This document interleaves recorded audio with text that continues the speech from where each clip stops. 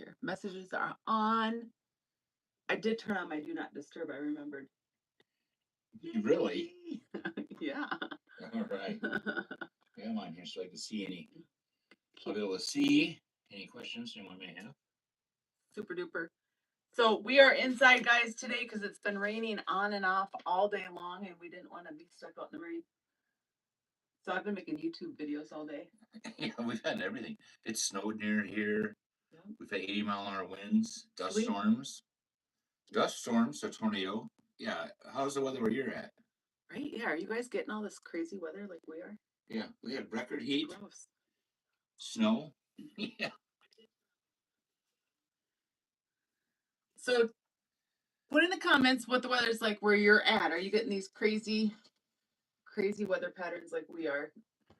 Yeah. So today we're going to talk about getting a donkey. So I have people ask me, look at hot and windy northern New Mexico. It's Chris. Hi, Chris. Hey, Chris, how you doing? So we're going to talk about, should you get a donkey? Like, should you even get one? What are they in for? Right? Oh my gosh, can I go on my? When do I get to go on my rant? We'll go on rants. I have some stuff just to help keep us on track, but yeah, Okay. you'll go on a rant. So, and the reason people ask it makes sense because donkeys, a lot of times people get them and they don't realize what they're getting into because they think differently than a horse. Right. So the question does make sense for people to think about this, but it's not necessarily for the reason people think.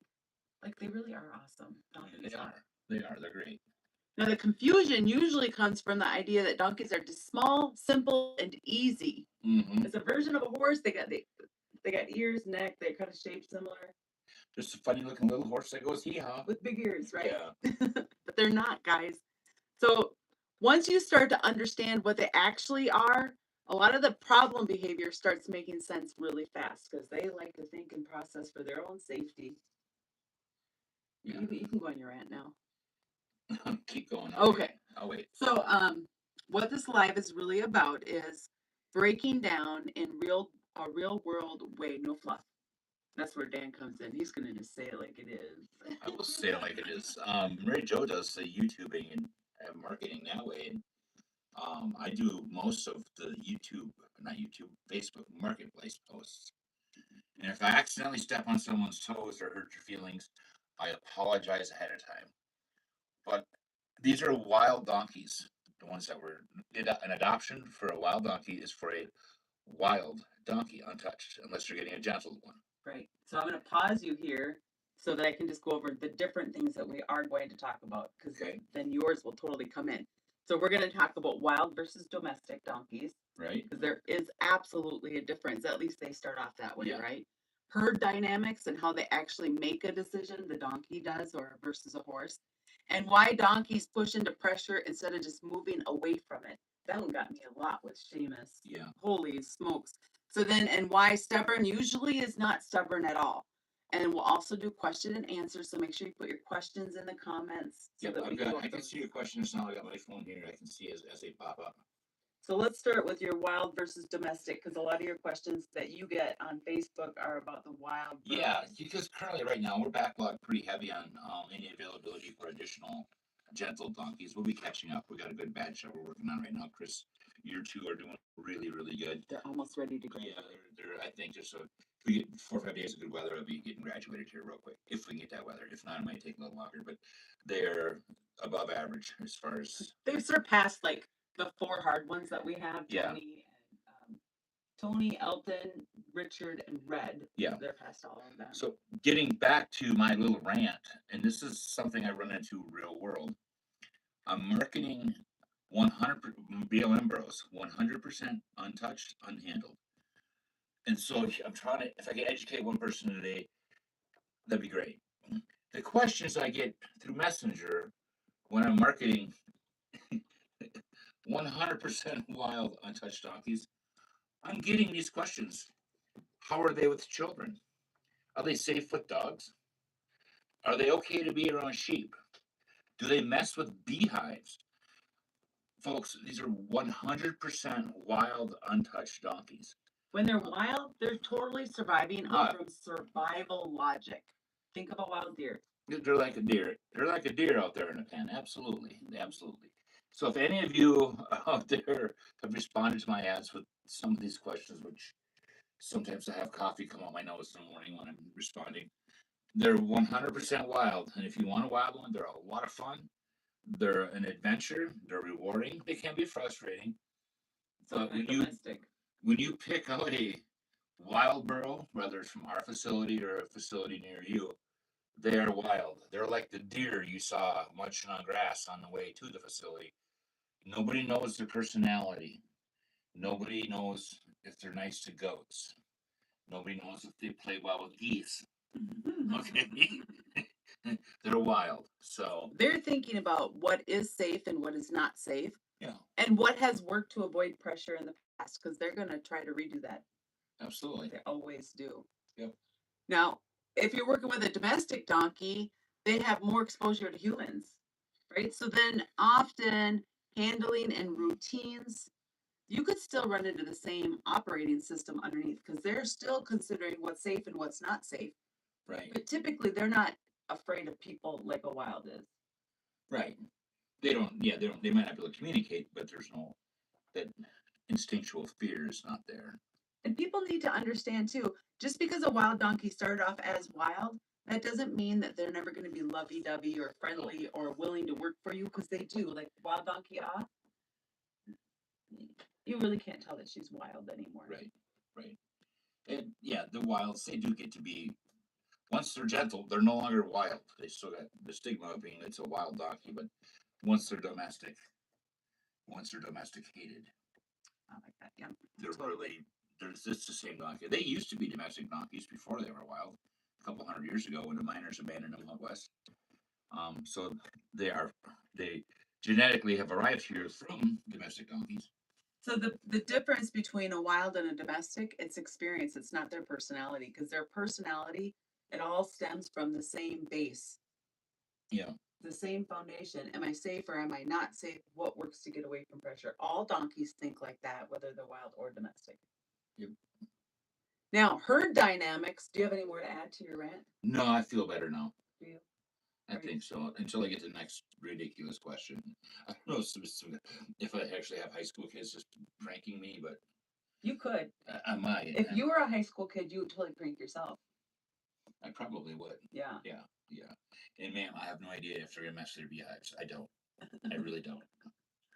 So when they're wild and they're like out in, we call it our warehouse, right? Because they're donkeys that are waiting to be adopted. We can kind of tell who stands at the back and who comes forward with more curiosity. But beyond that, we cannot tell their personality. Like there's no way for us to know. Until you've spent 8, 10, 12 hours in a training pen with them, you really, you're just be a shot in the dark trying to guess what their personality is like. And even with that being said, like wild donkey Richard, who has taken so much time to get through to, he now will cross like 4 pens to get to us. Yeah, Richard struts around like he owns the place now. And that's a good thing, guys, because he was so shut down and so like, I'm here, nobody can hurt me because they can't see me because I'm just focused into space. That's how they thought. That's how he thought. So just because a donkey starts off as being hard or shut down or maybe moving, like wanting to jump over a fence or through a fence, like that doesn't mean anything once they're no longer fearing for their life. It changes. Right. So even if you start off hard, that doesn't mean anything. So donkeys, they're herd animals first, and that's the same as a horse, but still a little different. So they got those big ears; they can hear each other. They may be in a herd, and their herd mate might be 16 miles away, but in their mind, they're in a herd. Absolutely. So their herds are spread across more territory than a horse's herd is. A horse stays closer together, but both of them, a horse or a donkey, they are asking the question, who is making the decision now? Right now, who is the one in charge? They want to know that, and they're always watching for it. And they're consistent. Donkeys and horses are both consistent with that. Who is in charge? And they also want to know, and a donkey more than a horse, does it make sense to follow your guidance? Like, I don't know. That guy don't look real smart. I think I'll go my own way, yeah. They're not trying to be difficult, guys. They're trying to figure out leadership in real time. So, yeah. And being a leader for a donkey does not mean you will do as I say. Yes, it's mutual cooperation. Yeah, Yes. you know, you know. Sidetrack here. Chris's donkeys, his pack donkeys that we're working on, Uh-huh. they're a breath of fresh air, aren't they? Yeah, they're so much fun to And work they're with. very different personalities. They are one's from Jupiter, one's from Spain. I mean, they're totally different. You got big old Clark who's like, just love me. I don't know what you're asking, but I'll try.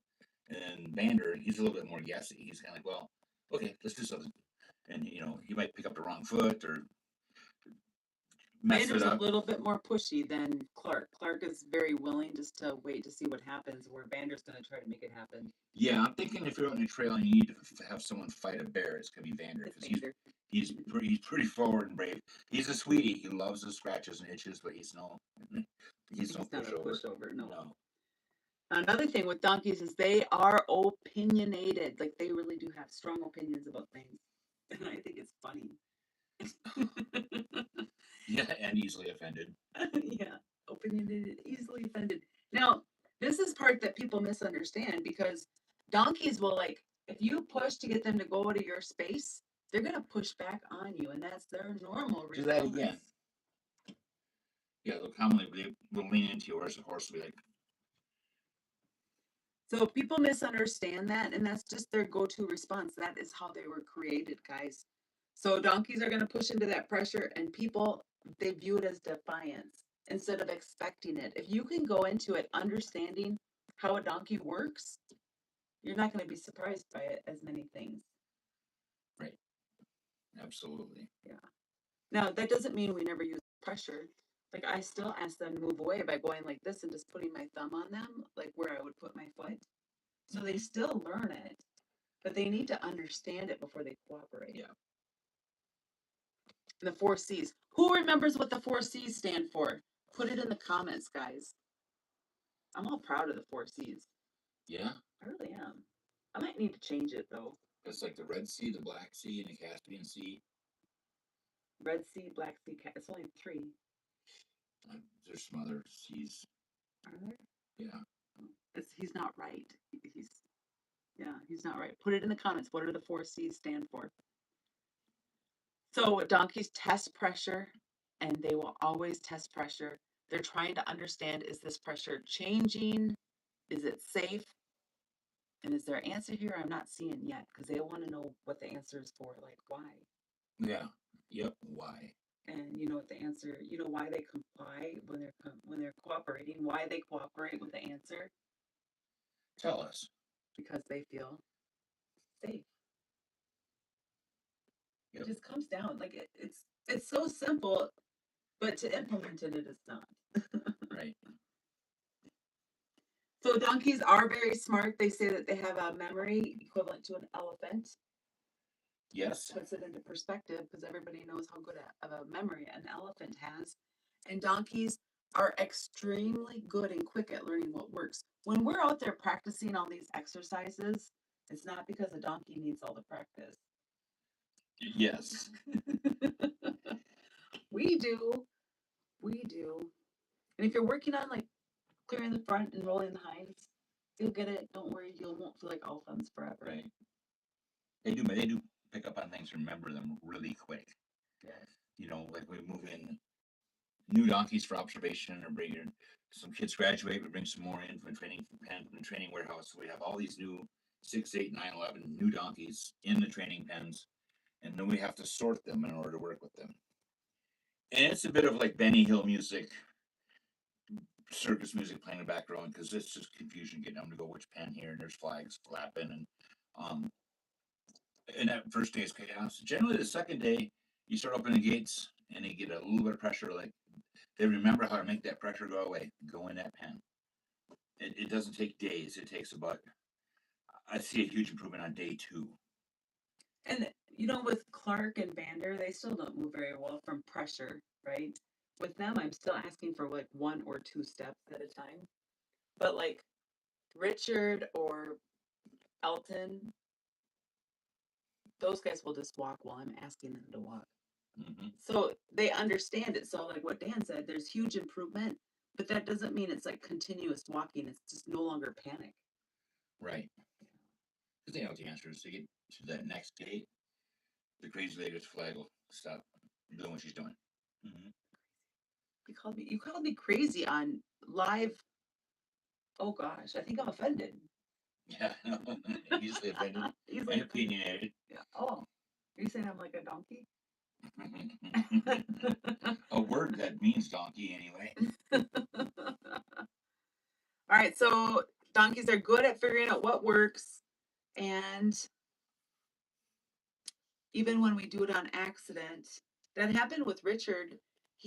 When I was teaching him to clear the front, he was learning to like turn and go away. So he's kind of turning away from me, but then going the opposite direction of where I wanted him to go.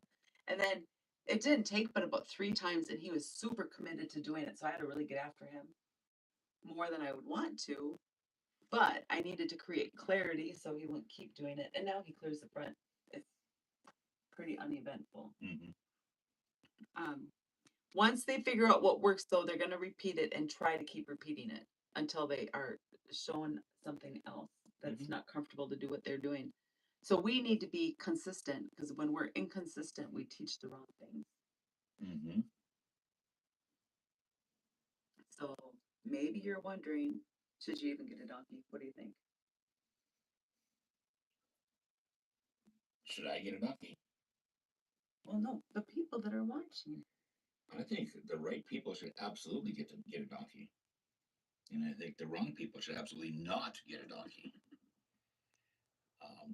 If you want to learn patience and have an amazing pet or a riding partner, and you're willing to make the investment of knowledge in addition to time, and be humbled, yeah, get a donkey. They're great. I think that if you go into it thinking that the animal is just going to be compliant and do what you want them to do, then get a 4-wheeler. Exactly. And this is another, I want to rant here. I'm probably going to step on some toes, but luckily you have 10 of them, so some will survive.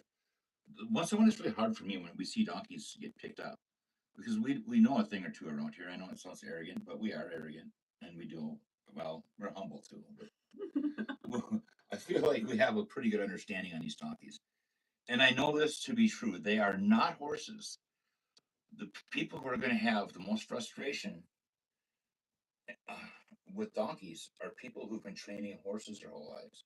I mean, we're talking good hands. There are some high quality horse trainers in the area, high quality horse outfits. Um, but you try and offer a little bit of donkey advice, and it's just kind of, yeah, yeah, yeah. I've been working with horses my whole life. What do you know? And it's like, okay, you know. Right. So, they're not a horse. You cannot train a dog like a cat and a cat like a dog. They are different animals. Your first step is to understand that. Just because he eat hay and the poop comes out below the tail, the same as a horse. They are not a horse. A horse will generally try to guess the answer to try to please you most of the time. There's always exceptions to the rule, but a donkey typically will not. They want to know, like they'll come meet you where you're at, but they want to know why they're doing something. And if it makes sense to them, then they're going to do it. And if we have to be able to show them that we can create comfort with them being with us by following our guidance, our leadership, not just because we said so. Did you guys as parents ever say that? You have to do it because I said so. My dad didn't. Yeah. Yours too? No, I'm a good kid. I never asked that question. I don't believe that. I always said, when he said jump, I said, how high? If you guys believe Dan, then we have some land to sell you. How? Dad'd say jump. I'd say how high. By the way, can I borrow the fishing boat? So I would jump as high as I could to borrow that fishing boat. Oh my gosh, yeah. Because I said so, we'll never work with your donkey. Yeah, yeah. So there's to continue on my rant. Donkeys, if you understand a donkey, it's not a horse. You'll be fine. And you'll have fun. You'll have fun. If you're a savvy, experienced horse trainer, you might not have as much fun as you think you will. I'll give you. We're not horse trainers, but we have dabbled a little bit. We've done 3 untouched wild mustangs. And by comparison, and we train them with using donkey techniques. The hardest one, Stein. Yeah, he was hard. But to get him where he was when he left here has taken a sliver of time compared to the 4 tough ones we got down here. You know how many Steins we could have trained and gentled and trained in the time it's taken some of these donkeys down here. You have to be where he was at. So like when he left, he was ready to be started under saddle. Yeah. He was not big enough to be started under saddle Yeah, yet. he was just a 2-year-old. Or at the point he left, he was 2 or 2.5. He was 2 when he left, but he was also like tall and lanky. He was just he was already 15 hands and big goofy guy. But he was a high strung, reactive horse. But my point in saying this is, from the little bit I've dabbled in horses compared to the whole bunch I've done in donkeys, if you a horse is easier than a donkey by far. They're quicker. When we bring them to the donkeys or horses to the obstacle courses, the horses will go through it like so darn fast. Just like that. Boom. Mm-hmm. And I'm not saying that there's not hesitation, because there is hesitation. But typically the hesitation does not last too long, and then we have them going through the obstacle. And with the donkeys, it might take multiple sessions to get them to go through that single obstacle. Absolutely. Yes. Now, if you guys have questions, make sure you put them in the chat. I did get a new microphone, Chris. We thought we were going to be using it today, but with all the rain. Yeah, it's all the snow, wind, rain, and extreme heat, dust storms, and blizzards and tornadoes all rolled into one. It's been crazy. We've been kind of indoor whiners here the last few days. Mm-hmm. It was so windy on Thursday. We've got one donkey down there who's still literally traumatized. He's barely eating. He'll be fine. It's going to take a few days. But who can guess who that donkey is? Yeah, we have a donkey who's still traumatized from a windstorm from 4 days ago. He's going to be here a while. Oh, but the light will come on. Like all of a sudden, the light will come on. I have to slow down with him. It'll take the time that it takes, MaryJo. And if you accept that he's going to be here a while, it'll be a lot more fun. True. He's not always very fun to work with right now, just being completely transparent. And she gets to work with the hard ones. the kids who are, the ones who, yes, the hard ones. Were you going to say something different? Well, I have to, they're just harder than others. Your tongue's a little more colorful than mine is. Yeah, and there's some truckery in my blood, so. So she gets to work with the tough ones. I get to work with Chris's donkeys. Yes. And have fun, do things like lifting up feet. And was Clark already trailer loading when we did the last live when Chris was on? Yeah. We've had some other, so we've been focusing on feet now. He's lifting up feet verbally when you touch his ankle with a brush. We like to teach them to do it by cue, so that it's just one less thing to be a surprise once we have our head down there by their feet. Right. We like to break everything down into super small steps, and we find it typically helps. And then with Clark, because he really likes to put his head down by our arms while we're working with his legs, we're going to use 2 people when we start picking up his feet to make sure we can help control that nothing bad happens. And he's not acting anything really more than curious, but but he might curiously take a little nibble. So when we use an oater and a footer, an oater and a footer. Yeah. So you got the person holding the donkey's lead rope, and the footer is working their way down the legs.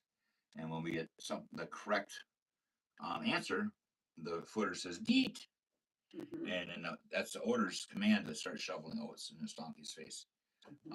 So that's kind of how the oater footer system works. And I don't think he ever bit the stick. No. I don't think so. Yeah. We've had donkeys bite the stick. Yes.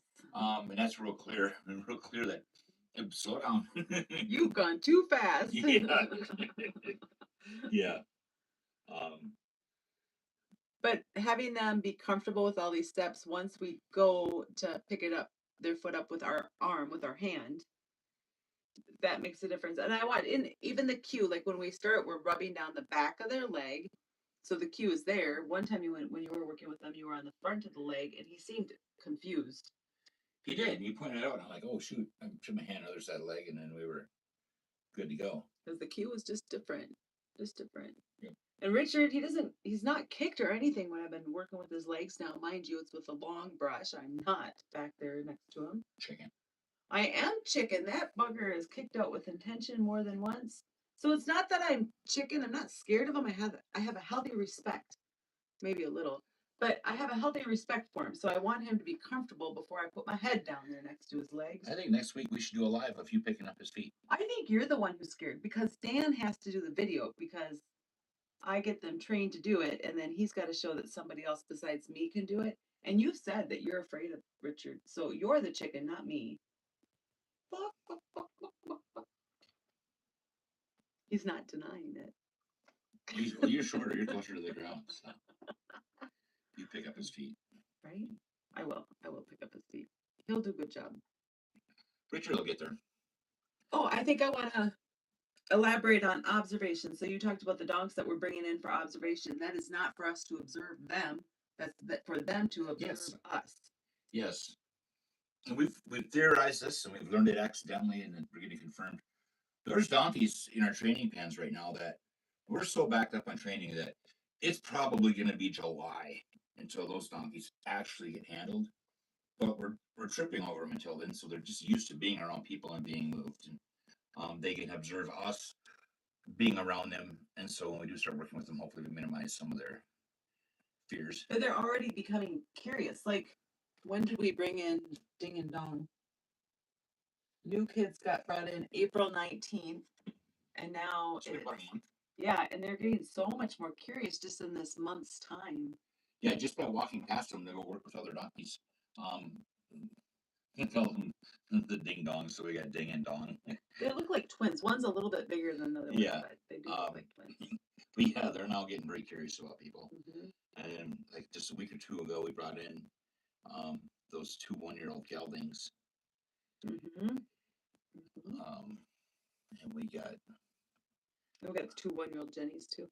Yes. Yep. So tripping over them seems to help get them. It's like going to preschool. We're going to trip over them for a while before they go to kindergarten. And all they're doing is just they get sorted and then they get to watch us do stuff. Oh, and the one that I'm so excited that is making progress with becoming curious is Broken Ear. Because Broken Ear, he was really fearful when he first got in, when we first brought him here, but now he's starting to show curiosity. Chris has a question. Yep. Or comment. I gotta get rid of my. There we go. You know, yeah, they will go backwards a little bit in their training when they go to a new home. Yeah. You know, it's a little bit of a 51st date. They know it, and as soon as they trust you, it'll come right back to them. I had a clinic last weekend or the weekend before, whatever. Time goes by so fast. But it was a lady who adopted a donkey, and the donkey was gentle. So just like what you're getting, Chris. And the donkey knows how to do things, but it still has trust. A trust barrier might be the right way to say it. Maybe there's a better word for it. But like the donkey doesn't want her husband to put on the halter. I don't even think he wanted me to put on the halter. And the mom was nervous of the feet. So we worked through it just to give her confidence to know, like, when are they telling you, or how do you know that they're telling you that they're nervous versus you're okay to go to the next step? And it doesn't necessarily take long to get there. It all depends on your understanding of timing and how to read the donkey's body language and your own confidence. Those 3 things are going to help you go further or slower. And so, Chris, when you come out for the gentling camp, we'll be able to practice that stuff. Yeah, so Chris has had a big advantage coming to the gentling camp. We're going to be working with Chris and Vander and Clark, so they'll communicate well. So the 51st dates window is going to be a much smaller when he hauls them back to New Mexico. I mean, they're still going to be adjusting to their new environment, but Chris will be that safe, something familiar to them. So I think he's really going to be an advantage when he brings those home. 100%. Yeah, absolutely. And these are some pretty nice donkeys. They're easy compared to many that we have trained. So these, I would put them on, I don't know, if 1 is easy and 10 is really hard, I would put them on maybe a 1 or a 3, like somewhere. They're Yeah, pretty they're darn easy. You couldn't ask for anything. going to be awesome. It's Yeah. going to be totally awesome. Yeah. The clinic that I did, I was super happy with the kind of progress that the owners were making. Like they had a little, a mini dog that was kind of mouthy and kind of would get kind of kicky or bitey with handling the feet. And one day we tied him up to the hitching post when we were practicing that because he was acting really mouthy and it was kind of hard to get past it that day. I'm like, well, let's not have somebody get hurt. So we tied him up, and then the next day we hadn't tied him up yet.